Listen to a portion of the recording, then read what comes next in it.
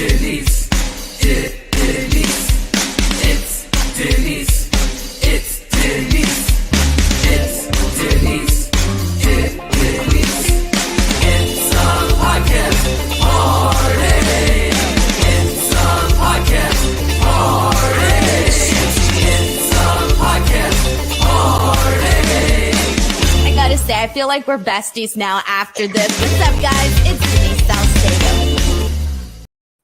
Hey there, everyone. Happy Wednesday. It is Denise. You're watching Speak Now Pro Wrestling here on F4W Online. It is September 14th, and we had a pretty solid episode here tonight. A lot of great in-ring wrestling that we saw on Dynamite. On top of that, next week, we are heading into AEW Dynamite Grand Slam, which is, going to be a big show.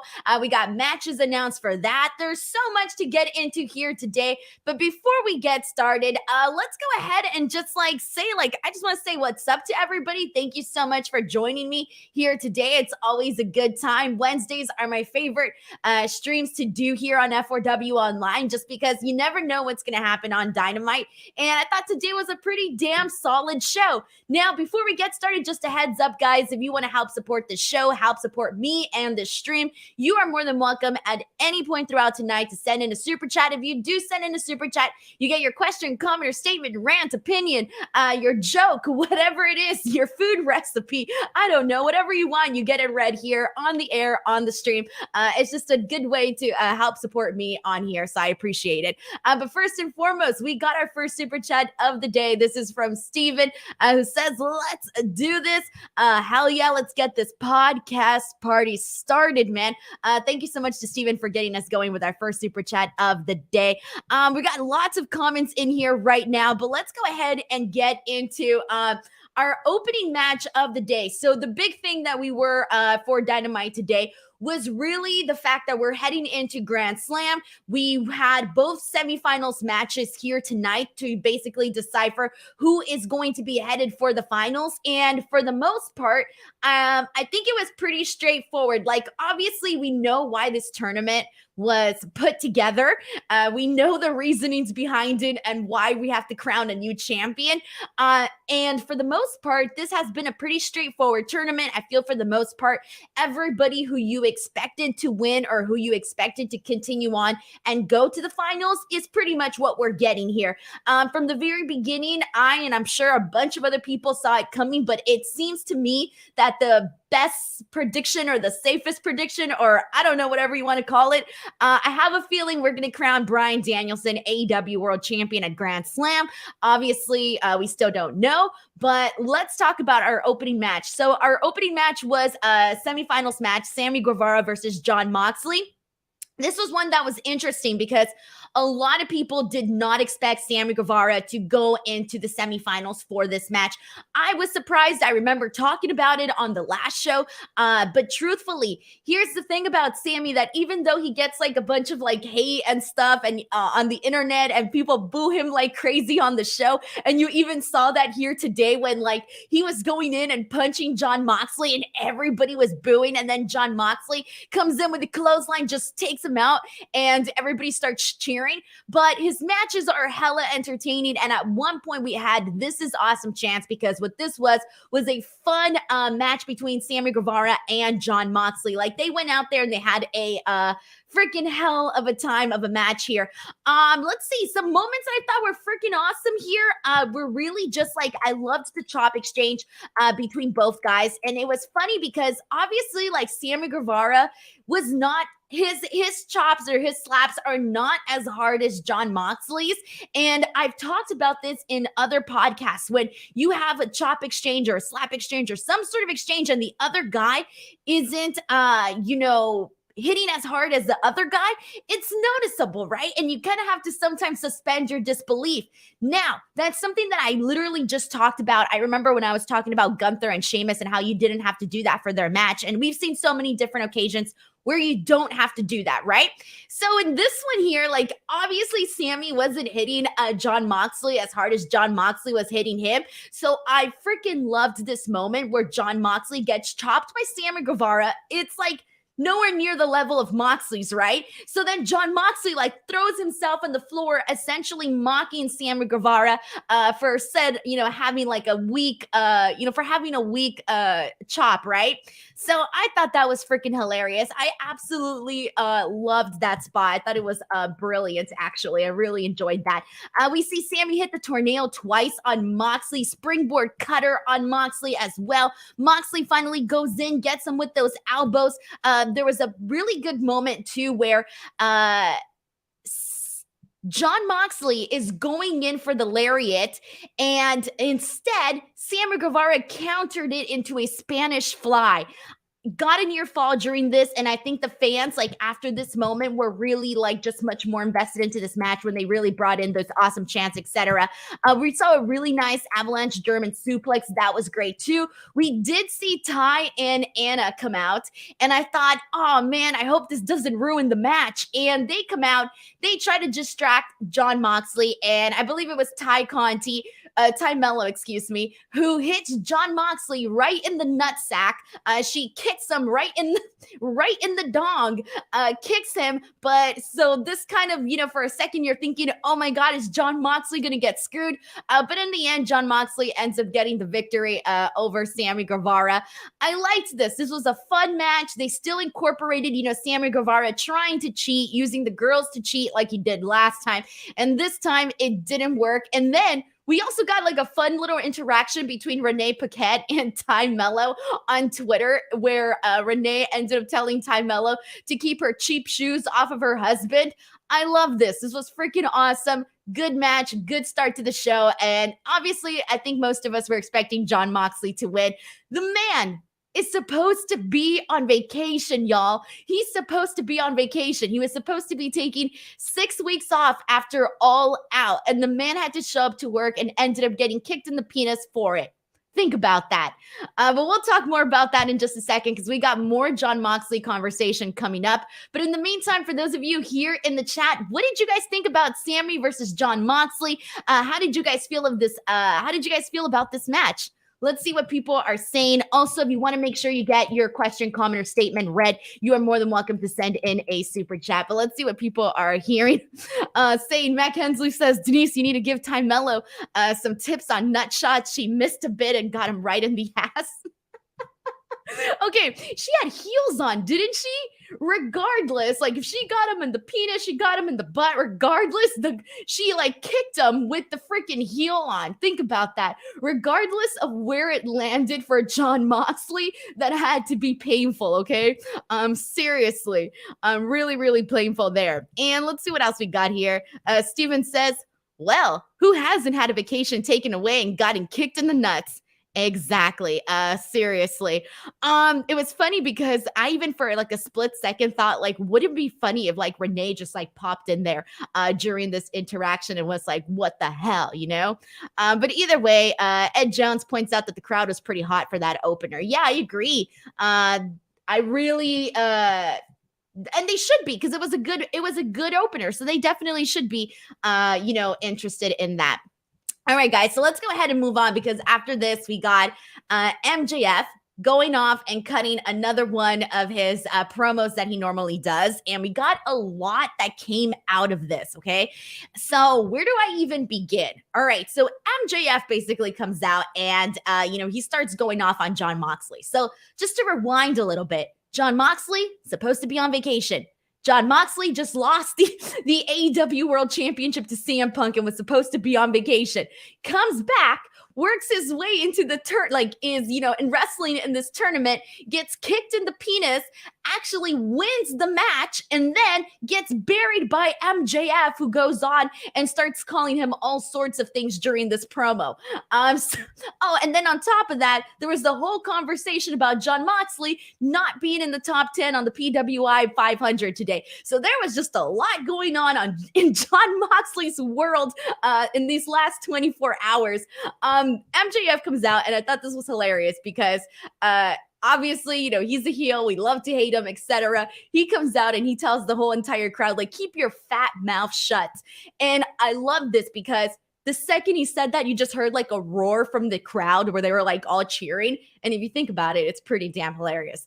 But anyway, so he goes on and he basically tells Jon Moxley, I'm not the same guy that we once were when we first crossed paths before. He calls Jon Moxley a joke. He starts pointing out that he read his book, and he says that Jon Moxley grew up an uneducated, poor, white trash scumbag. And that got a massive reaction because obviously, he called him white trash. So that was going to get a reaction from the crowd, and it did. He points out that Jon Moxley got bullied, beat down, his bicycle stolen, and then he says that Jon Moxley is putting on a front, that he's not really this tough guy. And kudos to MJF for he was doing the Jon Moxley impersonation, and it killed me. It absolutely killed me because MJF pretty much nailed it. Like, he nailed the walk that, I don't know how to do the walk that Jon Moxley has, or like the strut that he has, but he nails it. MJF did a really good job on that. Anyways, he says he's, he says that he's putting on a front to the people. He's not really this tough guy. He's just this poor little boy from the slums of Cincinnati. And then he gets really deep here. Now, we have, obviously, MJF has said some things in promos that people are like, gasping about, right? We've heard it and seen it all at this point. I mean, we had Christian Cage talk about Jungle Boy's dead father. We've had, all sorts of different things being said. And here's the thing. One of the recent dramas, and I hate to bring it up, but I thought about this because I felt like this had to be brought up during this. And that is that when the whole drama between Sammy and Eddie Kingston happened, where apparently Sammy basically called Eddie Kingston fat, and Eddie Kingston did not like that and pie-faced him. During the statement that Sammy Guevara gave Fightful Select, in there he basically said, in AEW, you basically tell people, like, you make sure to let people know, let the office know, let everybody know, things that are on or off like limits, right? Certain things that you can't bring up, etc. And there's been some times where there's been some things that are said that you're like, well, this person was cool with it, that it's all right, right? And this time we got one where I'm thinking, like, I know that some people are like, maybe this shouldn't have been said or something like that, but given what we know, this didn't bother me like at all. And I feel like it's just, part of making the story even much more better, which is bringing in that realism. So MJF basically brings up Jon Moxley's, for past issues with alcoholism. So he brings that into his promo, and he basically says that Jon Moxley has drowned himself in alcohol. And I'm like, oh shit. But then immediately I thought back to what Sammy Guevara had said in his statement about people letting people know what is on or off limits. So I was like, all right, cool. I'm just going to assume right now, and I don't know if maybe that's good or not, but I'm just going to assume this was okay. This was A-okayed, and so I'm good with that, right? If he's good with that, then I'm good with that, obviously. Whatever. So I like this because, it incorporates realism, and my favorite promos, period, are ones that bring in this real life situations, right? So then he brings up Jon Moxley's promo from when he returned from rehab, and we were here talking about that. That was a very, very deep promo, a very, very passionate promo that Jon Moxley cut. And one of the major themes in that promo was really him talking about his demons and talking about the demons that he's, facing with, the real life issues that he has. So MJF basically took what Jon Moxley said from that previous promo and turned it into him basically saying that he is the demon now, that MJF is Jon Moxley's demon, and he cannot defeat this demon. He cannot slay this demon. And he tells them, my brain is far more dangerous than your disease. So all of this was said during this promo. And I got to tell you, this is one of my favorite things about MJF, aside from incorporating the realism and all of that, is the fact that he ties in so many of these other things that we've heard in other promos, because that's the thing about fans. We don't forget, we don't forget what was said in what promo, even if it happened months ago, even if it was during another feud or whatever. We like those things, right? We like things that are being brought up because it's just it's part of the show, right? We we love to connect the dots and put things together. And that's one of the things that I think MJF is really good at. So I was a freaking fan of all of this. And clearly I'm expecting Jon Moxley to come out at some point and kick the living shit out of the MJF. And I'm looking forward to that very much because, I mean, he brought up the man's serious, past issues, right? So this was good stuff. I thought this was a home run, at least on my end of things. Let's see what you guys thought about this. Let's get some thoughts in here, and then we'll go ahead and jump into the firm and basically what went down with all of that. Matt Kensley says, Excalibur said that during the MJF promo, Moxley was in the shower, so a very small part of me. Sorry, let me pull that up. He says, a very small part of me was hoping to see Mox run down in a towel trying to attack MJF. Can you imagine? I feel like, I don't know what to say about that. It's like, it would fit in very hilariously with Jon Moxley because Jon Moxley seems like the guy that, like, if you, like, mess with him, it doesn't matter what he's doing. If he wants to kick your ass, he's going to kick your ass, right? So that would actually be pretty damn hilarious. We got a super chat here from Traverus Black. Thank you so much to Traverus, who says, I feel bad for Toni Storm, but I think the fans have organically chosen Jamie Hayter to be their interim AEW Women's Champion. Oh, Jamie Hayter is going to be a topic of conversation for today because we got some stuff to discuss in just a couple of moments in regards to that. But this has been very clear for quite some time now. At All Out, it was even more obvious at All Out. Like people, and I'm going to talk more about this later on, but people are behind Jamie Hayter. They've been behind Jamie Hayter for a while. People were, really waiting for that moment between her and Britt Baker to like really brew, for it to really like unravel and explode. And during that match at All Out, that got the best reaction. Like Jamie Hayter and Britt Baker, like simply in like that moment where, everything happened between them, that got like the best reaction in that woman's match. And I remember thinking like, while I was watching that match, thinking that I wish that they would have played up to it even more, done a little bit more with that, just because that really was the thing that the people cared about. And I do feel bad for Toni. I feel bad for Toni Storm because clearly she was the one that was supposed to be champion immediately following Thunder Rosa.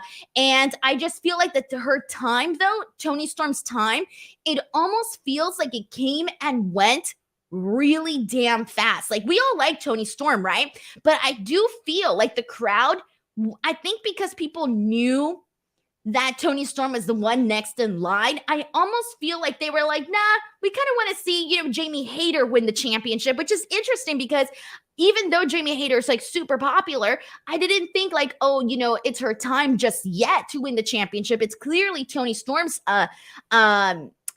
time, but the people are not really reacting to Toni Storm, I think, the way that some of us might have expected or anticipated when she first came into the company. So that really is like, it kind of does feel like Toni Storm's moment has kind of sort of came and gone, but she's, just started her run as champion. So, or interim champion, rather. I keep forgetting it's interim.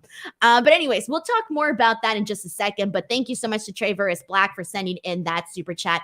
Once again, if you want to help support the show, you are more than welcome to send in a super chat. If you do, I'll make sure to read your comment as well. All right, so let's get into the firm, and then we'll talk about the women's stuff and all of that. Let's talk about the firm because this is immediately what followed the whole MJF thing. Now, I'm a little bit like, I don't know where I'm at on the firm. All right, so I'll be real with you guys. So when this shifted into MJF and then went into MJF introducing the firm and then coming out, and then MJF just like, bounces, he leaves. Okay, so we have this clean transition, right? Stokely Hathaway does phenomenal work on the microphone. He does freaking phenomenal work. And he basically goes on, this is a good amount of time where he's talking, and he's basically saying that they're MJF support system and they're going to be there when he needs them. And once he doesn't need them, they won't be there anymore. Right? He says, I'm not a publicist. I'm not a manager. I'm not an assistant. I'm just a friend. I'm just a friend, and a friend that gets stuff done, right? Then he goes on and he puts over his guys, W. Morrissey, the Gun Club, Ethan Page, etc. And he basically like just says like, this is who they are. etc. There was a moment though where he hugs W. Morrissey, and W. Morrissey almost looks like he doesn't want to be part of this group. Like he's just like looking at him like in complete and utter disgust, like he's like not really feeling what's going on. So I'm thinking, what's going on there? Why are you part of the firm? But then also side-eyeing Stokely Hathaway, who is your leader. I don't know. So right now I kind of feel, the one thing that I do kind of feel for in terms of Ethan Page, I want to talk about Ethan Page for a second, because Ethan Page kind of went in from doing the whole Men of the Year thing, and he was in the shadows of Dan Lambert for like the longest time, right? And he didn't really need to be, but he kind of got stuck in there. So now I kind of feel like he's just been transferred into another group. So for me, it doesn't, I don't know if I want to see like Ethan Page take the back seat again to somebody else on the microphone, because I do think like it took a lot away from him when he was a part of Men of the Year and having Dan Lambert do all the speaking for him. I do think that took away from Ethan Page versus actually adding to Ethan Page. With W. Morrissey and everybody else, it's fine, but I do not feel like we really need Ethan Page in another group like this. In terms of the firm, I have absolute faith in Stokely Hathaway. I think he's going to do a phenomenal job, and I don't think he's going to get the kind of heat that Dan Lambert was getting, because Dan Lambert was getting the STFU, get off of my screen, go away type of heat. I don't think that's what Stokely Hathaway is going to get. If anything, Stokely Hathaway, I think, is going to have more of the appreciation from the fans, because he's really good on the microphone, and he's really good not just with his words, but also with his facials. So I am excited to see how they incorporate the firm and how they elevate all the guys that are now part of the firm. So let's see what you guys are saying. And he basically closes it off by saying, you either run with us or you run from us. So there you go. We got a new faction in the firm. We got a super chat here from William. Thank you so much to William. It says, hi, Denise. Thanks for doing what you do. Did Stokely kill the crowd with that long promo? That crowd seemed dead. The crowd was dead a lot of the night. I didn't really feel like the crowd was dead tonight, but I do think that the Stokely Hathaway promo did go a little bit too long, just a tad bit. I mean, for the most part, it was fine, but it did feel pretty lengthy, especially because here's the thing. I don't think people were done hearing from MJF. Like, that's the thing. I feel like it kind of went from, oh, we're so into what MJF is saying and doing, we want more. And then it quickly went into, well, now this guy's talking. So I kind of feel like maybe it was like the transition where it kind of felt like, oh, we're done with MJF. We're done with MJF, burying people and, saying and burying the crowd and doing what MJF does best. So I do kind of feel like it was kind of like, I'm not done with him yet. Oh, but now I have to pay attention to this. That's sort of what that kind of felt like to me. But I didn't really notice if the crowd was dead or not, mainly because I was just focusing on what Stokely Hathaway was saying, because I was interested, because I'm like, okay, well, where are we going with this? What's the firm? What's happening? And what does MJF have to do with it? That sort of thing. Thank you to William for sending in the super chat. It's much appreciated. Roberto Arsenal sends in a super chat as well. Thank you so much to Roberto, who says, Toni Storm, like FTR, are loved by the fans, but the Acclaimed and Jamie Hayter are even more loved by the fans. So what do you do if you're Tony Khan? Well, here's the thing. Like, obviously, Tony Khan has his plans. He has his long-term ideas with all his storylines, right? We know that Tony Khan is very hands-on. That he puts a lot of thought into his programming and what he's going to do, and what he's going to have the people do on the show, and basically the long-term storytelling, right? Unless it's something that's like injury related or bra related, for the most part, Tony Khan sticks to his plans from the looks of it, and these are things that are like thought out.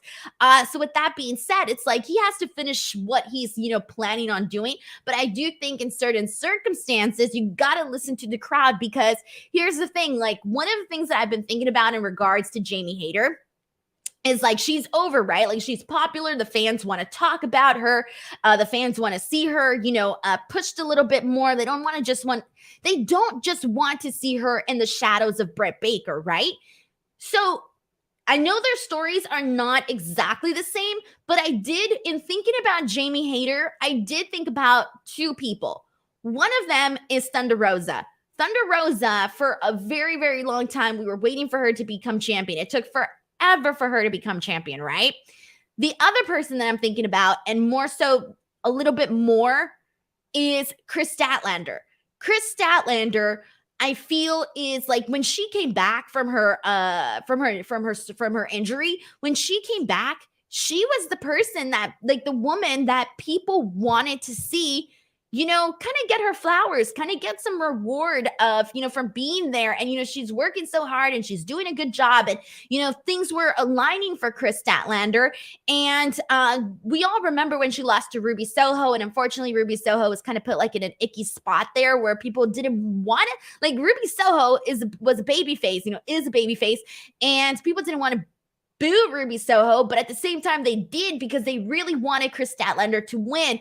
And so it did kind of feel like Chris Statlander got like hot for a moment, but then that wasn't essentially like taken advantage of, right? Instead, the focus was taken away from Chris Statlander and given to Athena, because Athena was making her debut and we had to pay attention to Athena, but the people wanted to talk about Chris Statlander. So it did kind of feel like maybe we weren't exactly on the same page with what the programming was intending for us to be into versus what the crowd was into.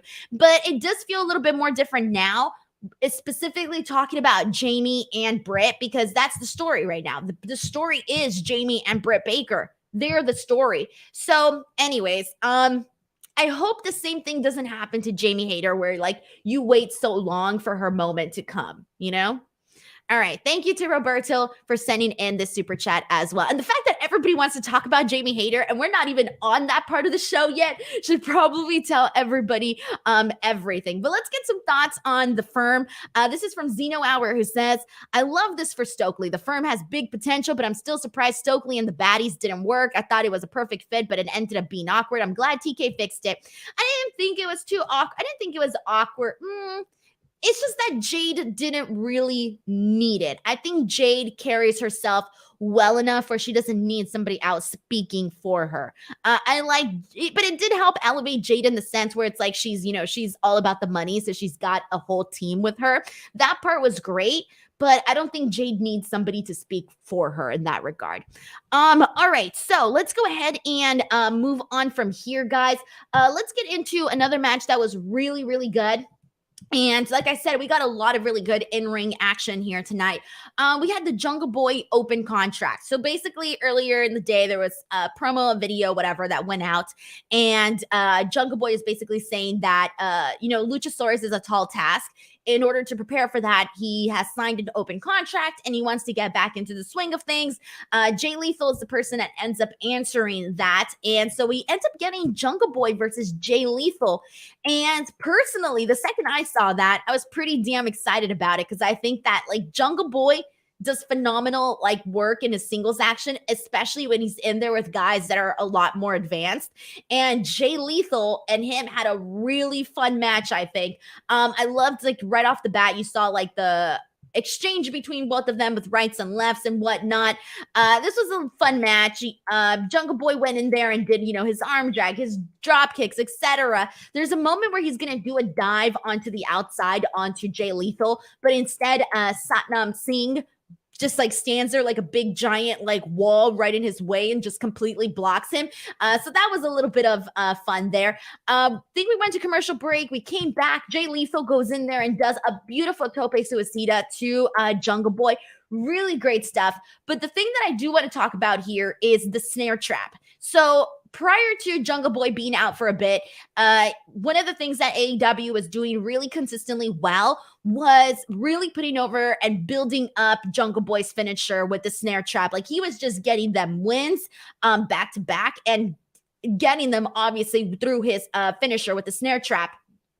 So they did a really good job. They were doing a really good job of building that up. So I like that they kind of picked that back up, and that today, like, there was a moment where Jungle Boy almost locks in the snare trap, but instead Sanjay distracts him, and Jay Lethal gets the O'Connor rolling. You think he's going to win the match that way, but instead he doesn't. And then finally Jungle Boy does lock in the snare trap, and he finally gets the win. And I thought not only was this a good win for Jungle Boy, because Jay Lethal is, Jay Lethal's, he's more of the guys that's up there. Like, this wasn't just like a random jobber that Jungle Boy defeated, right? Jay Lethal is obviously more than that. So I liked that they not only had him get this win, but they also did so with the snare trap. And I feel like they're getting back to really just, getting that in the forefront of our minds that, hey, that snare trap from Jungle Boy, that will take you out. You will tap out to that. So I like that. That was good stuff there. Another good match for the day.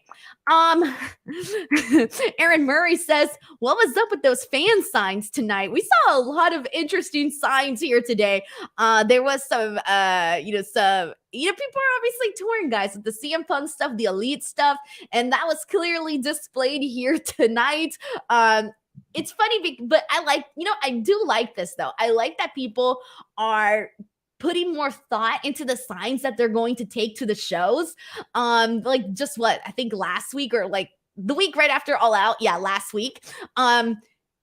Somebody had an Elite sign that just said the Elite, and then half of like the corner was like taken off because that was the bite, right? So I do like that people are putting thought into their signs, and it's getting us to talk, right? It's getting us talking about some of the signs that people are taking.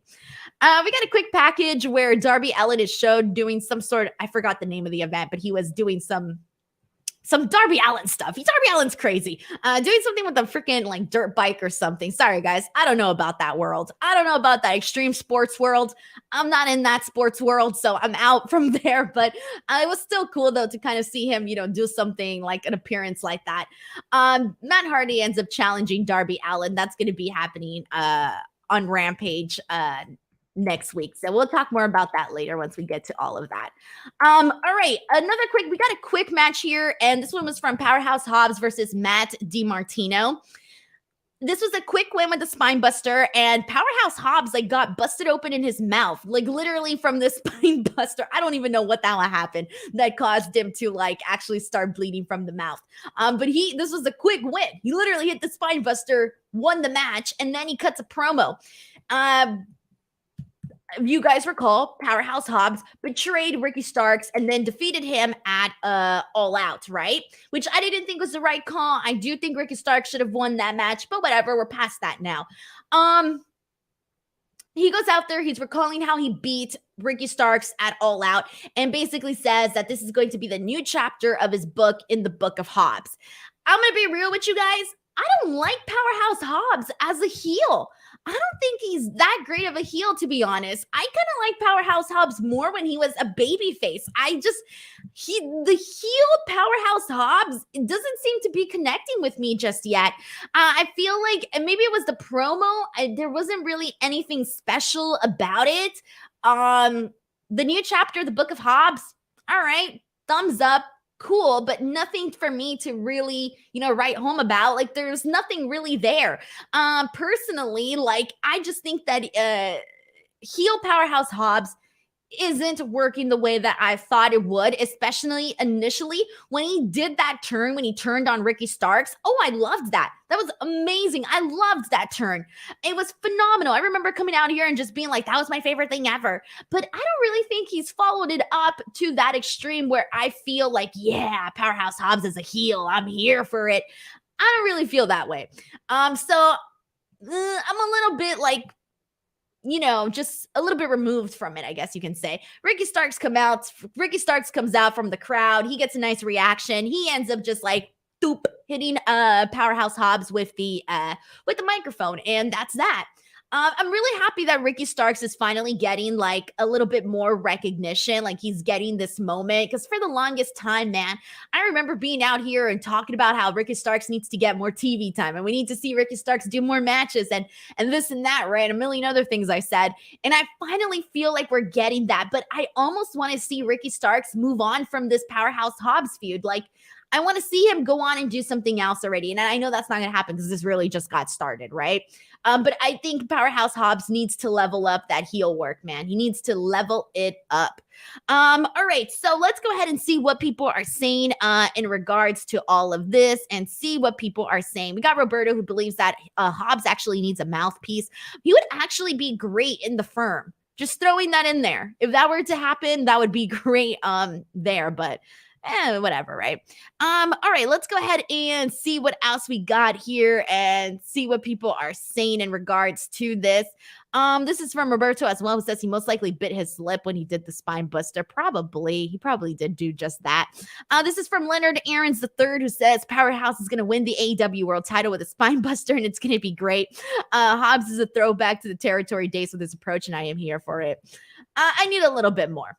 I need a little bit more from Hobbs for me to be like, woo, I'm not there yet, guys. I'm not there. I was a little bit more there a couple months ago, but not right now. I think they need to spice up this feud a lot more. But something that was certainly spiced up and pretty damn freaking good. This was one of my favorite matches of the night. It's kind of tied between this and the main event because I really enjoyed the main event too. But this match here was kick-ass in all sorts of ways. It was the Lucha Brothers versus Swerve in Our Glory, Swerve Strickland and Keith Lee. For the tag team titles, the winners going on to face the Acclaimed over at AEW Dynamite Grand Slam. Now, we all knew that Swerve and Keith Lee were going to win this. That's perfectly fine, okay? But damn, did they have a banger of a match, all right? This was good. This was fun. This was exactly what you wanted it to be. First and foremost, my favorite parts of this match were legitimately all the interactions between Swerve Strickland and Rey Fenix. Between Swerve Strickland and Rey Fenix, I think that they worked beautifully together, okay? They had little moments here and there where I was like, yes, please, I need to see a one-on-one match with them on AEW. I couldn't recall if they had already had a one-on-one match. They haven't in AEW. They have in other companies like in the indies and whatnot. I haven't seen any of those. So personally, I really need to see Swerve and Rey Fenix one-on-one on AEW. I don't care if it's on Rampage or Dynamite, give it to me because they seem to have some pretty good chemistry with one another. We see Swerve do like the Hurricanronic to Phoenix off the top rope. That was freaking awesome. I love when like Rey was trying to chop Keith Lee and then Keith Lee, this is my favorite part. For first, he gets him with the elbow, and then afterwards, like Phoenix still tries to like bring down Keith Lee. He's a big guy. My favorite part was when Keith Lee just literally hits him with both hands to the chest, smacks Phoenix, and Phoenix just basically freaking goes straight down, man. He sells it so freaking well that was my favorite thing. Hands down, the way that he sold that was phenomenal. It stood out to me. Anyways, we see Phoenix and Swerve do the Spanish fly. Good stuff there. Finally, Keith Lee for the win hits the ground zero. A really fun finish to a really good match that I can literally see them wrestle pretty much all damn day. After this, we did get the Acclaimed that came out to a massive pop, and they basically just told them, we're going to beat your ass. At Grand Slam, and we're going to become the champions. And if they don't become champions at Grand Slam, that would be like a shocker. They're definitely going to become champions, okay? If they don't become champions, I don't even know what I would say. But they're definitely going to become champions on their home turf there. So that's going to be a moment to look forward to for sure. So kudos, man, to the Acclaimed for getting the hell over, because they've gotten over, man. They got themselves over. We got a super chat here from Artemio Rosales. Thank you so much to Artemio, who says, the Firm was a great rap group. Everyone loves the Acclaim. Those shirts, though, Chicago made the Acclaim. I was there at All Out, and that crowd was about to explode. Dude, I was there too, man. Like, here's the thing. Like, that was the crowd. That was the match that throughout the match, aside from the main event, that was the match that everybody was like, really, really on the edge of their seats for. People were just like hanging on, waiting to see. They were reacting to all of the near falls. They were reacting to everything that happened in that match. And I still like, I get that they were saving, the Acclaim to win at Grand Slam and to get the titles at Grand Slam. But personally, I'm like, damn, bro, when they lost at All Out, it sucked the energy from the crowd, and the crowd did die afterwards. I know it. I was there. I sat through it, and I just kept thinking like, oh man, this is rough.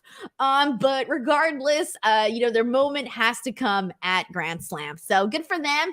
And I was worried too. Honestly, I was worried too. Afterwards, I thought, man, what if it happens where, like we've been talking so much about how, your moment can pass, right? Like your moment can come and go. And if you don't, take it or they don't seize it, then, it could just go away, right? I was kind of worried that that would happen to the Acclaim. I thought, man, what if it's just kind of like a fluke thing where maybe they're not really that over? Like, I don't know what I was thinking. I was just trying to think like, man, hopefully the moment hasn't passed for them. And it has not passed for them is what I'm trying to get at. Like today, that reaction that they got has not passed for them. The moment is still there. So hopefully they grab it and seize it, which they will, hopefully. I don't want to speak so confidently, but I'm going to speak confidently on it. It has to happen at Grand Slam, clearly. I mean, Toni, like, it just feels so alluded to. Like, really, really, it does. Anyways, Artemio, thank you so much for sending in the super chat. I really appreciate it. Appreciate that very, very much. All right, let's go ahead and continue on from here. Let's get into V2W. Shout out to Christopher Smith for getting this, scissor me daddy. That was fun. When the crowd started chanting, oh, scissor me daddy, I thought, yep, that's it right there. That's the stuff. We got a super chat here from Clyde Albritton Jr. Thank you so much to Clyde. Clyde says, okay, hear me out. Acclaim win the belts and defend at least 2 times. Based on Stokely's comments earlier, Ass Boys reignite their feud, then Daddy Ass screws over the Acclaim to his sons finally becoming champs. Okay, so here's the thing. First of all, holy shit, I would be super upset if that happened. But I can see it happening. I can see it happening. And you want to know why I can see it happening? Because at the end of the day, he's their father. Right? Like, those are his ass boys. He could easily be like, nah, your ass is like, I was with them this whole entire time. So even though I would like hate this because poor, I would want to see the Acclaim last as champions, but at the exact same time, I could see this happening. Like, I'm not ruling this out of the realm of possibility. And in fact, Clyde, thank you very much. I'm officially stressed the hell out after this. I'm officially stressed out because I have a feeling that could happen. Oh, man, but I would be pissed too because I don't think that the Ass Boys should be champions. Like, it would feel like, I'm sorry, I would not be on board with that. It's just not the time yet for them. And for them, if they were to screw over the Acclaimed, that would really suck. I mean, it'd be some great, I don't know if it'd be great storytelling. It would get a hell of a reaction. I don't know if you want to call that great storytelling, but damn, now I'm really stressed out. Thank you for putting this into my mind. And thank you for sending in the super chat. Alrighty, man. Oh, wow. All right, let's get into our next portion here. We've talked a lot about this already throughout this show, but I might as well, I have to circle back to it, obviously. But for those of you who just tuned in and you're like, okay, what is she talking about? And that is the women. Everybody has been talking about the fact that, Jamie Hayter is over. And, we've talked a lot about that already. But let's get into this match here really quickly and then circle back a little bit more. So this was Britt Baker and Serena Deeb. They teamed up together to take on Toni and Athena because obviously, Jamie and Britt, they're not on the same page after the events that unfolded at All Out. And they haven't necessarily been, speaking to each other. That was told to us on commentary that they haven't spoken since All Out. So whatever. This match here, it basically we end up getting Serena Deeb ends up pinning Toni Storm during this, okay? So she's the one who actually gets the win for her team. But after this is what we need to talk about. We need to talk about the post-match stuff because post-match, we saw Britt Baker and Serena Deeb continue the attack on both Toni Storm and Athena. And there's a moment where Britt Baker is holding up the chair and she's about to hit Toni Storm with the chair. But before she can even do that, Jamie Hayter comes out and takes the chair away from Britt Baker, and you're thinking, oh, she's going to hit Britt Baker, but she doesn't. Instead, she hits Toni Storm with the chair. They have a couple of words, Britt Baker and Jamie. So this is where I'm getting at for this. Personally, the way that I see it is this was Jamie Hayter essentially basically telling Britt Baker, be afraid of me because look at what I'm willing to do. Like, yes, there is this going on between us, but I'm willing to do this to Toni Storm. Like, look at me. Her taking the chair away from Britt Baker to me was symbolic of her being able to do something that Britt Baker took too long to do, that sort of thing. So I almost feel like she was showing her up during that moment. So I personally like that. I was a fan of this, and they need to be like, really, I think this is a moment where you really need to like, we were talking about hopefully Jamie Hayter's moment not passing. I spoke about Thunder Rosa, I spoke about Chris Statlander and all of that. And clearly, it's also kind of happened to Toni Storm too, because people are a little bit more interested in Jamie Hayter right now. So anyways, this is good though. This is really good. The fans are interested in somebody. And here's the thing though. Later on, it was announced that at AEW Dynamite, there is going to be a fatal four-way for the interim AEW women's title. And that was announced to be Toni Storm, Dr. Britt Baker, and Athena and Serena Deeb. Those were the four women announced for that fatal four-way. And let me tell you, all the comments that I was seeing on social media was literally people saying, why isn't Jamie Hayter in that match? And it's obvious Jamie's over. Why isn't she in that match? I mean, the most obvious thing is really that she's going to end up costing Britt Baker the victory. That's the only thing that I can come away with this, that she's going to cost her the match. I'm expecting Toni Storm to retain. I'm not expecting anybody. Like, here's the thing though. They can't, like, I don't think that they should end Toni Storm's reign already next week since she just became interim champion. But given that she's interim champion, I could see them just like giving it to Athena so that you can have like a crowd pop for that night. Because no matter what, people are going to pop if there's a new champion, etc. Right? That's just going to happen. But I'm expecting Toni Storm to still get the win though. Personally, I am. That's what I'm expecting, but who the hell knows? All I know is that people wanted Jamie Hayter to be in that match. Jamie Hayter is getting over, and people are hella interested in this Britt Baker Jamie storyline. Alrighty, guys. So let's see what we got here. This is a comment from Christopher Smith who says Jamie Hayter got a huge pop. That crowd erupted. Effing love it. We got a lot of great stuff here. We got Steven who says, I feel bad for Toni, Jamie, and Britt's feud overshadowing her reign. Jamie and Britt's feud should be away from the title. Let Toni get some good wins to build her up as a resume as champion. And here's the thing though, like personally, that's, to me, it's okay that, because you need to have more than one woman storyline, okay? It just can't be one woman storyline, right? So I don't hate the fact that people are interested in Britt and Jamie as more. It's just that they need to put Toni Storm in a feud that feels like it matters, right? Like right now, there's not really anything that you're like, oh, I'm so stoked to see Toni and this person. No, like that's not really there right now. They don't have that right now. So it's like, even though she's the champion and we're supposed to pay attention to her and, that, our focus is on Britt and Jamie because that's where the story, that's where there's intrigue, right? So they need to just find some intrigue for Toni Storm right now as champion.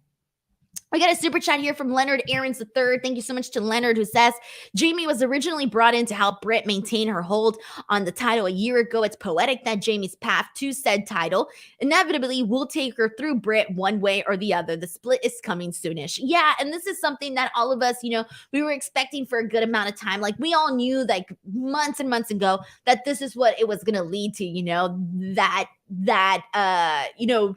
drama, eventual drama between Britt Baker and Jamie Hayter, okay? Like, we knew this was going to happen, but it's been kind of cool to see that the fans have really, connected with Jamie because they haven't even given her that much, really. Like, she just kind of got over, but it's been like a slow progress, though. But now it's definitely starting to speed up. It definitely is. Leonard, thank you so much for this generous super chat. We have another one from Christopher Marino who says, why does the champion be in another person feud? All this match did was make Toni look weak. It feels like I said, they need to find Toni Storm a program that's interesting for her. Right now, the focus is Serena. Oh my gosh, I don't know why I'm thinking about Serena Deeb, Britt Baker, and Jamie Hayter. Okay, that's the focus. And they need to find something interesting for Toni Storm. And I feel bad because I don't think Athena has really she hasn't had had a moment to peak yet on the show. Like, she's just been there. Like, oh yeah, it's Athena, she's here, she's new. But that's about the extent of it all. Serena Deeb, like, she goes out there and she has great matches, and we know that. But aside from her feud with Hikaru Shida, it's been like a hot second since I think people have really been invested in seeing Serena Deeb. And it's the same thing right now where it's like, it's just trying to find like the right people to feud with one another, right? They need to heat up some more of the women. They really, really do, because there's nobody else that I feel is really that interesting right now to go up against Toni Storm so that she can have her own thing while, again, Britt and Jamie do their thing, right? So they definitely need to heat up some of the other women as well. I'm trying to think, how am I forgetting? There's got to be somebody I'm not thinking of right now, because clearly Thunder Rosa is gone right now. And I don't know if depending on how long she's out for, I don't know if we're going to get Toni Storm and Thunder Rosa. That really just depends on, how long she's gone for. They can always do that when she comes back, but who knows if Toni Storm's still going to be champion by then? Because again, we don't have a timetable for when Thunder Rosa is returning. So it's kind of really hard to say, but I'm trying to think if I'm forgetting about somebody else that should be that could be great to feud with Toni Storm right now. We got a super chat from Steven who says one woman's match on a 2-hour show doesn't help. Yeah, this is obviously something that has been brought up a whole lot. But there you go, guys. Here we go. Like, right now, you can heat up somebody for Toni Storm, right? You still have Jade Cargill. She's been doing her thing. And then on top of that, you have Britt and Jamie. That's like 3 things that you could be doing with the women. 3 things, 3 separate things, right? Alrighty, so there you go on that end. Let's see what else we got. This is from Teharej, who says, love the fact that Britt keeps saying sorry because she knows she needs Jamie's support to carry out her stuff. Great heel work. Yeah, good manipulation on Britt's behalf. I like that too. And let's see what else we got. This is from M. Jared, who says, that's part of AEW's issue is all of their women's storylines revolve around the title. Yeah, exactly. And then it basically prevents, because can you imagine, like, if Toni Storm was off doing something else, right? She was, having a hot feud with somebody, and then Britt and Jamie are doing their thing, and then Jamie gets like super hot, right? And then they go in, and once Jamie finishes off her thing with Britt Baker, all of a sudden there's a moment between Jamie and Toni Storm, and they're both super, hot and stuff. People are gonna be like, oh shit, like she's next up for the title. So you gotta have, more than just one storyline, and more than just the storyline being just for the title. So anyways, they're finding their balance with that. They're slowly getting there. All right. But yeah, they do need more women, though, honestly. They do need to heat up more women, because I'm really thinking about some of the options, and it doesn't really feel like there's that many that right now are super heated. Like, people are bringing up Nyla Rose, but we've seen Nyla in this picture so many times. Like, that was the thing that really, I think, kind of killed some of Thunder Rosa's momentum when she became champion, was that she became champion and her first feud was with Nyla Rose. Like, I think people were pretty much kind of over that. Like, they'd want to see something different. The Bunny could be an option, but I don't think they've heated her enough to the point where you would actually think that she'd win the title. Like, they need to build somebody else to make them believable that they'd actually win the title. That's where we're at right there. Morningstar brings up Anna Jay. Anna Jay, same thing with her. They would have to heat her up so much more too. Really, they would. So there you go. Someone also brings up Ruby Soho. Like, Ruby Soho would be a good opponent. She would be a good opponent. Yeah, Ruby Soho is the best option. Now that I think about it, I feel Ruby Soho would probably be the best option right now. But I would love to see them bring up some of the women too that they've been showcasing, like on AEW Dark and Dark Elevation. Like, I would love to see Sky Blue pushed more in a more of a, take it more seriously, not just always being there to be in the squash matches, right? Sky Blue's one. Willow Nightingale's another one. Kylan King is another one. I feel like if you bring in some of those women and start giving them more, like obviously with Kylan, she had some great matches the last 2 weeks. She got to wrestle Toni Storm and Britt Baker consecutively, back-to-back big shows. Stuff like that, I think is going to really help, heat up some of the other girls that we're not yet as familiar with. So anyways, moving on from this, let's get into the matches that have been announced, and then we'll go ahead and jump right into we might as well jump into the main event. Let me jump into the main event, then we'll talk about the matches that have been announced. All right, so main event time. damn, and I need help here on the chat, guys. I don't know how y'all feel, but I kind of feel like I liked Chris Jericho versus Bryan Danielson tonight more than I did at All Out. I don't know why. I kind of feel like I just felt more invested in this match today than I did at All Out. And I liked their All Out match. Do not get me wrong. I liked it. It was a fun match, all of that great stuff, right? But for some reason, I just liked this one a whole lot more. And I wasn't as tired as I was at All Out. I wasn't as tired. So maybe I was just paying attention more. I don't know really what it was, but I really, really love this match so much. We got Mike Key says tonight's match was amazing. It really was. Let's see. Let's kind of run down some of the stuff that actually happened during this. Bryan Danielson obviously getting his yes kicks on Chris Jericho, them slapping each other back and forth. We saw this a lot throughout the entire match. There's a moment where you see them both hit a double cross body. We see Bryan Danielson lock in the cattle mutilation on Chris Jericho. We see Jericho elbowing the jaw of Bryan Danielson, and Bryan Danielson's just like, this motherfucker. Like, he has this face where he's like, oh. Like, he's just, go back and watch Bryan Danielson's face when Jericho was hitting him with those elbows, and you're gonna know what I'm talking about. Once again, we get those chops between both Bryan and Chris Jericho.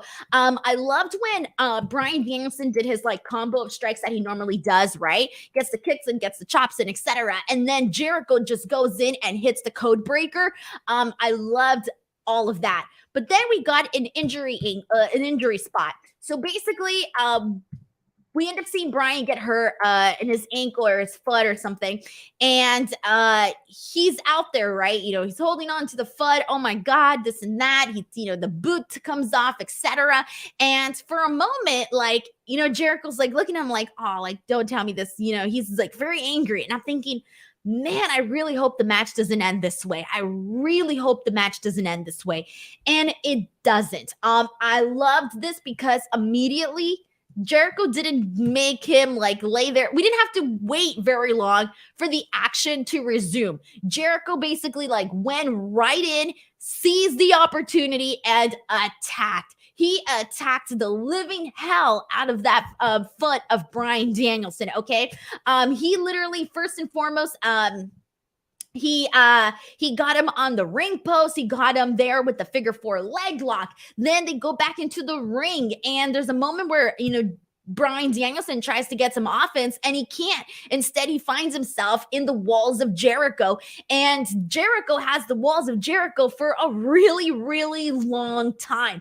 Finally, Bryan's not giving up, so Jericho tries to turn it into something else, but then he can't because Bryan Danielson gets out of it, and he ends up eventually Jericho ends up locking in the figure 4 once again. And it's just a struggle to the point where, like, if you're watching this, you're just like thinking, like, like, I hate to say this, but I knew Bryan Danielson was going to win, right? Like, he was the obvious person that was going to win this match, but they did a really good job of making me believe that that wasn't going to happen. They did a phenomenal job at that. In the end, Bryan Danielson did get the victory here, but it was like he had to fight tooth and nail for this moment to happen. And I'm just going to say this right now. This match, the way that they did this with Bryan Danielson's foot is what they should have done with that Jon Moxley CM Punk match that happened at Dynamite, because I hated that squash. I hated it. And when I was watching this match today, I thought to myself, this is how they should have done CM Punk Jon Moxley that one day on Dynamite. They could have done exactly something like this. But anyways, this was a phenomenal match. I feel like it was my match of the night for sure. I know that the Lucha Brothers and Swerve in Our Glory was really great too, but I just kind of saw this one a lot differently. So I got to vote this one match of the night, man. I loved it. And now we're going to go ahead and see Bryan Danielson versus Jon Moxley, and for the finals to see who's going to be crowned the new AEW World Champion. Alrighty, guys, and let's see what people are saying. We got people basically putting over Chris Jericho, saying he's on one of the greatest runs. He's doing amazing. Like, man, I love Chris Jericho, guys. We already know that. Clyde sends in another super chat. Thank you so much to Clyde, who says, do you think they put the strap on Bryan, let Mox take his hiatus, and then come back to feud with MJF? Here's the thing. So like we already know that Jon Moxley was supposed to take a 6-week vacation, and clearly, him dropping the bout to CM Punk at All Out pre-brawl, it was clear that he was going to be taking some time off, and that was going to be a great way to, have him step away for a while, right? He did his job while CM Punk was, injured, etc. Right, he did what he needed to do.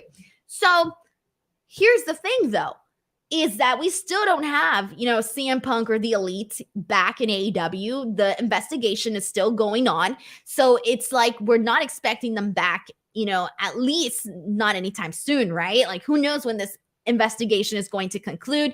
And even when it does conclude, who knows what the repercussions of that are going to be? So it's still too soon to be able to say, like, oh, we could expect them in so-and-so time frame. We just don't know, right? So here's the thing. Like, I was originally thinking, like, okay, Bryan Danielson is probably going to, win the title, right? That's what we're thinking. And this gives an opportunity for Jon Moxley to, take some time off, right? Maybe take, 3 of those 6 weeks that he was supposed to take off. Maybe he can at least take 3 of them off, right? I don't know. That is what I was kind of thinking. However, because we don't have the Elite and CM Punk and, these big stars there, Jon Moxley is one of the big stars in AEW. So I feel like maybe him, like, taking time off right now, it would feel like, something is missing from the show, So you obviously still have Bryan Danielson and Jericho as your big stars and MJF, etc. But I still feel like Jon Moxley would be needed. So personally, I'm thinking that as soon as he's, once he loses to Bryan Danielson, I do hope that we see him go right into this program with MJF, because if not, then it's going to be like, well, what's MJF going to be doing here? Like, he already started it this week, basically going off on Jon Moxley. Like, Jon Moxley ain't going to win. Ain't going to wait however many weeks to go on vacation and then come back and then tell MJF, like, you motherfucker, like, you were out here calling me an alcoholic, saying that I'm drowning in my alcohol in the air, and I waited, however many weeks to come back and get my revenge. Like, that's not going to happen, right? Like, there's got to be, I guess you could say, faster repercussions for MJF and what he said. So yeah, there is a possibility, but I hope that they don't, because I do think we need Jon Moxley on the programming right now. So sorry, Jon. And I'm pretty sure he wants to go and enjoy his vacation and not be at work getting hit in the dong. Thank you so much once again to Clyde for sending in that super chat as well. Alrighty, guys, and let's go ahead and go over really quickly the matches that were announced for the upcoming shows. This Friday, I will be here doing my show. However, I'm only going to be recapping SmackDown, and the reason for that is, I know people are going to be like, what? You're not going to recap Rampage? You traitor! No, the reason for that is I'm planning, I got offered tickets to go to Anaheim to watch SmackDown on Friday. So I'm thinking if I go to the show, and I come and I drive home back right away, that I will be here at my normal time to do a recap of SmackDown, the live experience edition.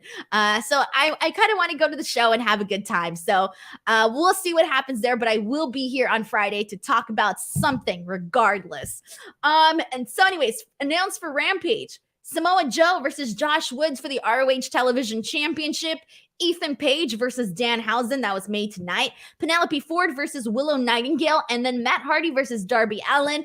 That should be a fun one as well. I'm really looking forward to Matt and Darby, and Samoa Joe and Josh Woods is going to be good too.